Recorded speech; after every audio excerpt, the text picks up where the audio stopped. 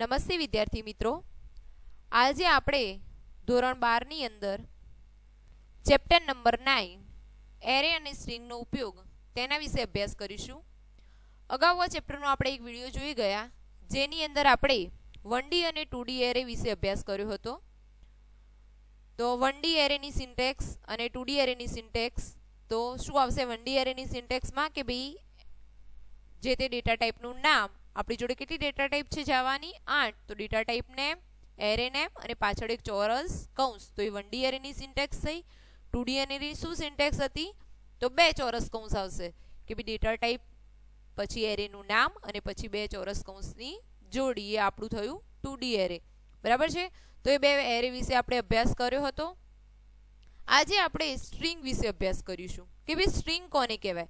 તો સ્ટ્રિંગ એ અક્ષરોની એક શ્રેણી સિવાય બીજું કંઈ જ નથી. સ્ટ્રિંગ શું છે? અક્ષરોની એક શ્રેણી છે. આથી અક્ષરોના 1D એરેને સ્ટ્રિંગ તરીકે ગણી શકાય. અક્ષરોના જે 1D એરે છે એને શું કહી શકાય આપણે? કે સ્ટ્રિંગ કહી શકીએ. સ્ટ્રિંગ તો સ્ટ્રિંગનો સંગ્રહ કરી શકે તેવા ચલ વાપરવા માટે જાવામાં બે પ્રકારની સ્ટ્રિંગ આપેલી છે. જો જાવાની અંદર કુલ કેટલા પ્રકારની સ્ટ્રિંગ છે? તો બે પ્રકારની, ખાસ ધ્યાન રાખજો મિત્રો. કઈ કઈ? તો સ્ટ્રિંગ અને સ્ટ્રિંગ બફર. તો જે સ્ટ્રિંગ અને સ્ટ્રિંગ બફર નામના બે ક્લાસ વડે નિયંત્રિત થાય છે.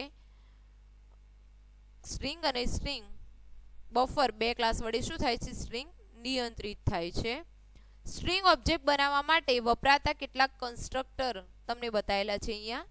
સ્ટ્રિંગનો ઓબ્જેક્ટ બનાવવા માટે કયા કયા કન્સ્ટ્રક્ટર વપરાય છે તે અહીંયા તમને દર્શાવેલા છે.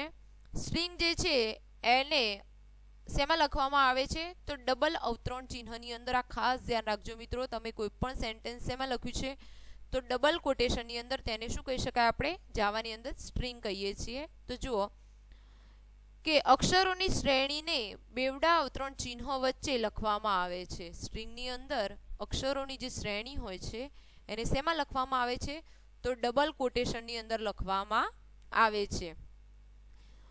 અહીંયા આપણે જોઈએ કે સ્ટ્રિંગ પછી એક રાઉન્ડ બ્રેકેટ છે. તો આ શું દર્શાવે છે? તો ચલ રહી સ્ટ્રિંગ એક પણ અક્ષર વગરનો સ્ટ્રિંગ ઓબ્જેક્ટ બનાવે છે. આ શું કરશે? કે એક પણ અક્ષર વગરનો સ્ટ્રિંગ ઓબ્જેક્ટ ક્રિએટ કરશે. આ ખાસ ધ્યાન રાખજો મિત્રો, પરીક્ષામાં આ વસ્તુ પૂછાતી હોય છે. ત્યાર પછી છે સ્ટ્રિંગ કેર એરે. એક ચોરસ કૌંસ લીધો છે અહીંયા. તો જો અહીંયા શું કહે છે કે એરે ચલનો પ્રારંભિક કિંમત તરીકે ઉપયોગ કરીને સ્ટ્રિંગ ઓબ્જેક્ટ બનાવશે. બરાબર છે મિત્રો. અહીંયા આ કન્સ્ટ્રક્ટર શું કરશે કે ભાઈ એરે ચલનો પ્રારંભિક કિંમત તરીકે ઉપયોગ કરીને સ્ટ્રિંગ ઓબ્જેક્ટ બનાવે છે. ત્યાર પછી બીજો કન્સ્ટ્રક્ટર શું છે કે ભાઈ string care array integer start integer length.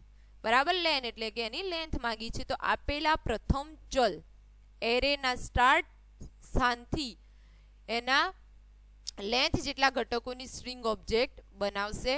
ત્યાર પછી છે સ્ટ્રિંગ સ્ટાર્ટ ઓબ્જેક્ટ. તો આ કન્સ્ટ્રક્ટર શું કરે છે? તો ચલ તરીકે આપેલા ઓબ્જેક્ટ જેવા જ સ્ટ્રિંગ ઓબ્જેક્ટ બનાવે છે. અને લિટરલ તો ચલ તરીકે આપેલા સ્ટ્રિંગ લિટરલનો નિર્દેશ કરતો સ્ટ્રિંગ ઓબ્જેક્ટ બનાવે છે. બરાબર છે મિત્રો. તો આ પોઈન્ટ ખાસ ધ્યાન રાખજો, તમે પરીક્ષાની અંદર પૂછાતા હોય છે. ત્યાર પછી શું કહે છે? આપણે એક મોસ્ટ આઈમ્પી વસ્તુ છે કે જાવામાં અક્ષરોનો સંગ્રહ કરવા માટે અક્ષર દીઠ 2 બાઇટ વપરાય છે. આ એક મોસ્ટ આઈમ્પી વસ્તુ છે મિત્રો કે જાવામાં અક્ષરોનો સંગ્રહ કરવા માટે અક્ષર દીઠ કેટલા બાઇટનો ઉપયોગ થાય છે? તો 2 બાઇટનો ઉપયોગ થાય છે. જગ્યા બચાવવા માટે જો આસ્કી અક્ષરો હોય તો કેર પ્રકારના ડેટા એરે વાપરવાને બદલે બાઇટ્સ પ્રકારના ડેટા એરેનો ઉપયોગ કરવો જોઈએ. બરાબર, તો એ વસ્તુ ખાસ ધ્યાન રાખજો. ત્યાર પછી શું કહે છે કે લિટરલનો મેમરીમાં સંગ્રહ કરવામાં આવે છે. જ્યારે બે સ્ટ્રિંગ ઓબ્જેક્ટ એક સરખા સ્ટ્રિંગ લિટરલ વાપરીને બનાવ્યા હોય ત્યારે બીજા ઓબ્જેક્ટ માટે મેમરીની જગ્યાની ફાળવણી થતી નથી. બંને ઓબ્જેક્ટ એક જ મેમરી સ્થાનાંકનો ઉલ્લેખ કરે છે. બરાબર, બંને ઓબ્જેક્ટ શું કરશે? એક જ મેમરી સ્થાનાંકનો ઉપયોગ કરે છે. તો આ હતું આપણું સ્ટ્રિંગ. તો અહીંયા શું કહે છે? એના પછી છે સ્ટ્રિંગની અંદર સ્ટ્રિંગ ક્લાસ મેથડ. તો સ્ટ્રિંગ ક્લાસ મેથડથી આપણે શું કરી શકીએ છીએ, એની અંદર કઈ કઈ મેથડ ઉપલબ્ધ છે. સ્ટ્રિંગ કોને કહેવાય મિત્રો? તો કોઈ પણ વસ્તુને તમે શેમાં લખ્યું હોય, ડબલ કોટેશનની અંદર. ધારો કે અહીંયા આઈ લાઈક જાવા શેમાં છે? ડબલ કોટેશનની અંદર છે. તો આ એક સ્ટ્રિંગ થઈ. આઈ લવ ઇન્ડિયા આ પણ એક સ્ટ્રિંગ થઈ. બરાબર છે મિત્રો? તો સ્ટ્રિંગ કોઈ પણ વસ્તુને તમે ડબલ અવતરણ ચિહ્નની અંદર લખેલી હોય એને કહેવાય સ્ટ્રિંગ. સ્ટ્રિંગ ક્લાસ મેથડ તમને અહીંયા એક દર્શાવેલી છે. તો બે સ્ટ્રિંગની તુલના કરવી. જો બે સ્ટ્રિંગ તમને આપેલી હોય બંનેની તુલના કરવી. સ્ટ્રિંગની લંબાઈ મેળવવી કે ભાઈ સ્ટ્રિંગની લંબાઈ શું છે. બે સ્ટ્રિંગને જોડવી. બે સ્ટ્રિંગ અલગ અલગ આપેલી હોય તો એને જોડવું.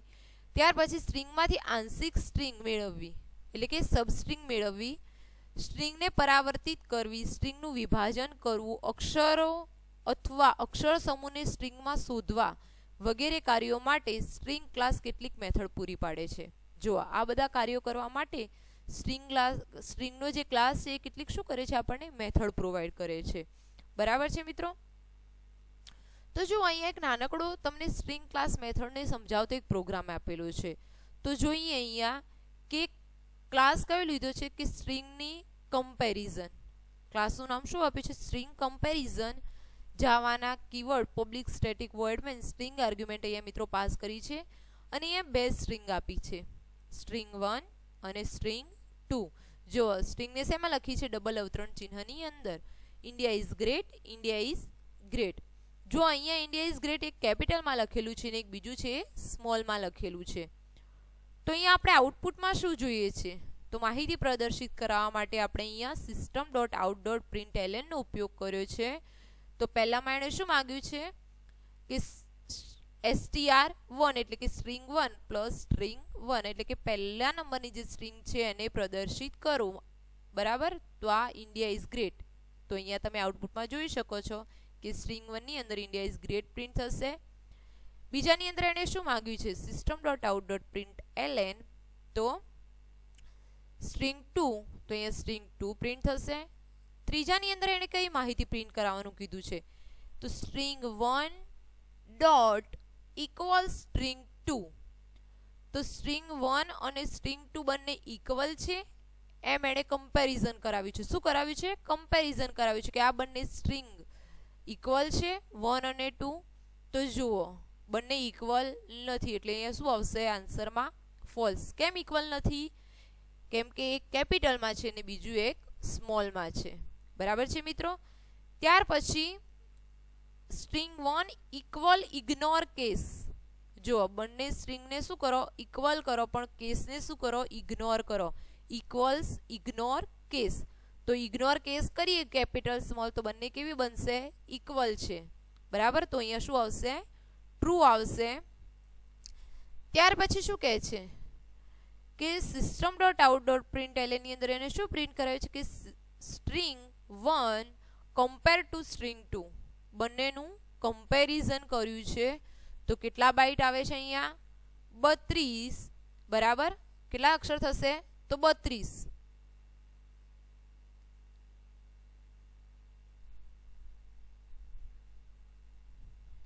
બરાબર?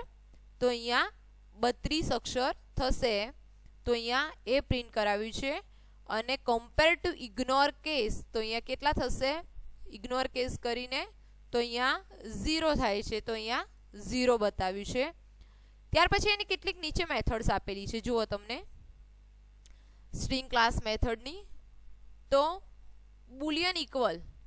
તો બુલિયન ઇક્વલનો મતલબ શું થશે કે મેથડ કોલ કરતી સ્ટ્રિંગ અને પ્રાચલ સ્ટ્રિંગ સરખા હોય તો ટ્રુ પરત કરે છે આપણને. Boolean equal ignore case. જો આ કોષ્ટક ખાસ ધ્યાન રાખજો મિત્રો. ચેપ્ટરની અંદર જે કોષ્ટકો આવે છે આ એમપી હોય છે, જેની અંદરથી પરીક્ષાની અંદર પ્રશ્નો પૂછાતા હોય છે. તો ઇક્વલ ઇગ્નોર કેસ શું કરે છે? તો મેથડ કોલ કરતી સ્ટ્રિંગ અને પ્રાચલ ઓબ્જેક્ટના અક્ષરો એટલે કે ભાઈ તમારા જે કેસ છે એ કેપિટલ અને બીજી એબીસીડી એટલે કે કેપિટલ હોય કે સ્મોલ હોય એની અવગણના કરીને બે સ્ટ્રિંગની શું કરશે? તુલના કરે છે. જો બંને સરખા હોય તો શું કરશે? ટ્રુ પરત કરે છે. આપણે ઉપર જોયું એમ કે ઇક્વલ ઇગ્નોર કેસ. બરાબર છે મિત્રો? ત્યાર પછી કમ્પેર ટુ. तो जो मेथड कॉल करनार स्ट्रिंग ऑब्जेक्ट प्राचल ની તુલના એ સમાન હોય તો મોટી અથવા નાની હોય તો અનુક્રમે 0 ગ્રેટર ધેન 0 અને લેસ ધેન 0 પૂર્ણાંક સંખ્યા પરત કરે છે। શું પરત કરશે? પૂર્ણાંક સંખ્યા। અને કમ્પેર ટુ ઇગ્નોર કેસ એટલે કમ્પેર ટુ મેથડ પ્રમાણે જ, પરંતુ કેસ પ્રત્યે કેવું રહેશે? અહીંયા असंवेदनशील। कैपिटल स्मॉल प्रत्ये केवुं रहेशे? अहींया असंवेदनशील, कारण के कम्पेर टू इग्नोर केस ने शुं करवानुं कीधुं छे एणे? इग्नोर। तो आ खास ध्यान राखजो मित्रों। त्यार पछी शुं कहे छे कि स्ट्रिंग क्लास नीचे जणावेला अन्य कार्यों करवा माटे पण अनेक मेथड पूरी पाडे छे। बीजा कया कार्यों करवा माटे? आ तो आपणे शुं जोयुं के बे स्ट्रिंग ने जोड़वी, बे स्ट्रिंग नी तुलना करवी, बराबर छे मित्रों, ए जोयुं। हवे स्ट्रिंग नो अमुक भाग अलग करवो। जो स्ट्रिंग में जे स्ट्रिंग आपी छे तमने आखुं सेंटेन्स आपेलुं छे एमांथी एनो अमुक भाग अलग करवो, अक्षरों के शब्द समूह ने बदलवा, स्ट्रिंग नु सब स्ट्रिंग में विभाजन करवुं, अक्षरों की संख्या मेळववी कि केटला अक्षरो छे अंदर, अने आपेला इंडेक्स स्थान परना अक्षर ने मेळववो। इंडेक्स स्थान परनो कोई अक्षर हशे एने शुं करवो? मेळववो। तो ए माटे आपणे स्ट्रिंग क्लास मेथड नी अंदर કેટલીક સુવિધાઓ ઉપલબ્ધ છે। ત્યાર પછી જો સ્ટ્રિંગ ને બાઇટ્સ પ્રકારના એરેમાં પરાવર્તિત કરવું, અક્ષરોને સ્મોલ કે કેપિટલ કરવા, સ્ટ્રિંગના અંતમાં બીજી સ્ટ્રિંગ ઉમેરવી, સ્ટ્રિંગ કે તેના ભાગની નકલ કરવી, આ બધા જ કાર્યો કરવા માટે સ્ટ્રિંગ ક્લાસની અંદર બધી જ મેથડો આ ઉપલબ્ધ છે। જો નીચે કેટલીક બીજી મેથડ્સ આપેલી છે આપણને કે ઇન્ટીજર લેન્થ, तो मेथड कॉल करती स्ट्रिंग ऑब्जेक्ट में रहेला अक्षरों की संख्या परत करे छे कि भाई केटला अक्षरों छे स्ट्रिंग नी अंदर एनी संख्या तमने परत करशे। केर इंटीजर एट मतलब मेथड कॉल करती स्ट्रिंग ऑब्जेक्ट में प्राचल इंडेक्स स्थाने आवेला अक्षर ने परत करे छे। इंडेक्स नी 0 थी गणाय छे, बराबर। इंडेक्स की शुरुआत क्यांथी थशे? एरी नी अंदर 0 थी। त्यार पछी छे बाइट गेट बाइट्स, तो मेथड कॉल करती स्ट्रिंग ना अक्षरों ने बाइट एरे में परत करशे। शेमा परत करशे? बाइट एरे में, बराबर छे। एवी ज रीते छे कि भाई गेट कैरेक्टर, पछी concat, lower case, upper case, आ बधी ज अलग अलग मेथड छे अने दरेकना कार्यों खास ध्यान राखजो मित्रों कि स्मॉल अक्षरों बनावे छे, पेलामां कैपिटल अक्षरों बनावे छे, बराबर। अक्षरों ने उमेरीने स्ट्रिंग ऑब्जेक्ट परत करे छे कॉन्केट नी अंदर। तो आ खास ध्यान राखवाना मित्रों कोष्टक। त्यार पछी शुं आवे छे के एरे चल माटे लेंथ ए एट्रीब्यूट के प्रॉपर्टी छे, ज्यारे स्ट्रिंग ऑब्जेक्ट माटे लेंथ ए शुं छे? मेथड छे। आ खास ध्यान राखजो मित्रों के एरे चल माटे लेंथ ए शुं छे? एट्रीब्यूट के प्रॉपर्टी छे, ज्यारे स्ट्रिंग जे छे स्ट्रिंग ऑब्जेक्ट माटे लेंथ एक शुं छे? मेथड छे, बराबर छे।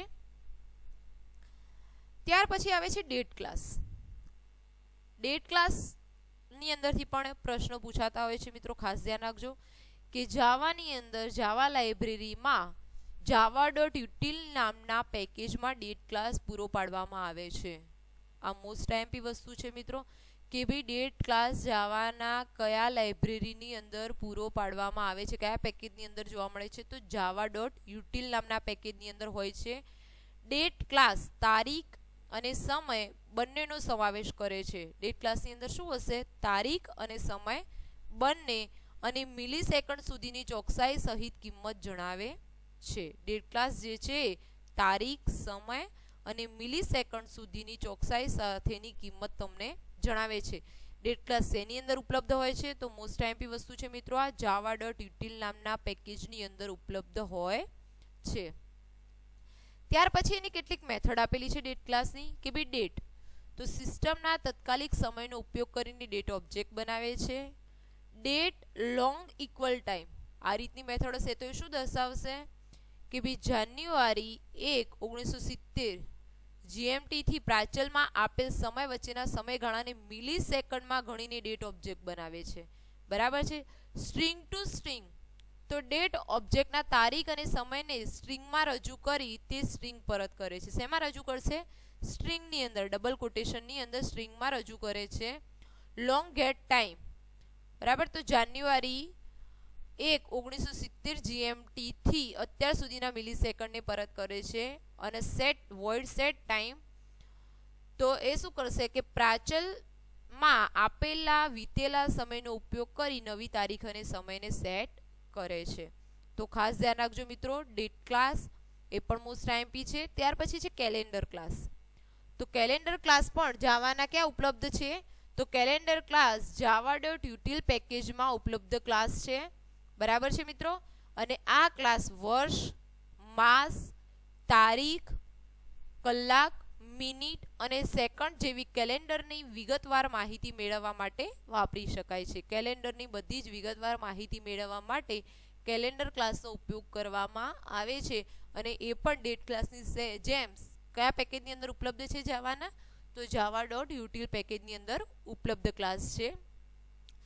તેની પણ કેટલીક અહીંયા તમને મેથડ જણાવેલી છે મિત્રો. તો અચલ જુઓ એના અહીંયા.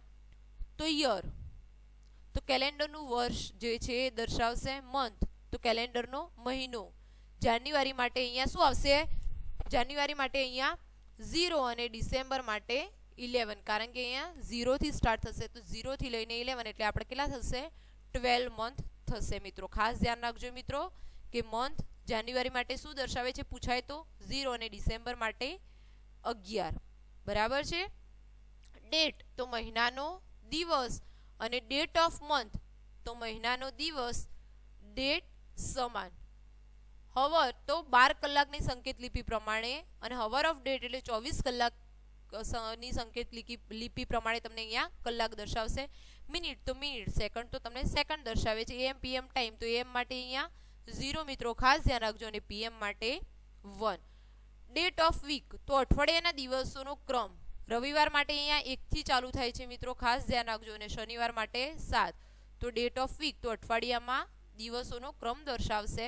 અને વીક ઓફ મંથ, તો મહિનામાં અઠવાડિયાનો ક્રમ દર્શાવે છે. વીક ઓફ યર, તો વર્ષમાં અઠવાડિયાનો ક્રમ દર્શાવે છે. અને ડેટ ઓફ યર, તો વર્ષમાં દિવસનો ક્રમ. પ્રથમ દિવસ માટે શું આવશે? 1. તો અહીંયા આપણું 9મું ચેપ્ટર કમ્પ્લીટ થાય છે મિત્રો. આઈએમપી ચેપ્ટર છે. બરાબર છે મિત્રો. અને બહુ નાનકડું ચેપ્ટર છે, ઇઝીલી સમજમાં આવી જાય એવું ચેપ્ટર છે. જ્યારે પણ વિડીયો જોવા બેસો ત્યારે અવશ્ય તમારી બુક તમારી જોડે રાખવી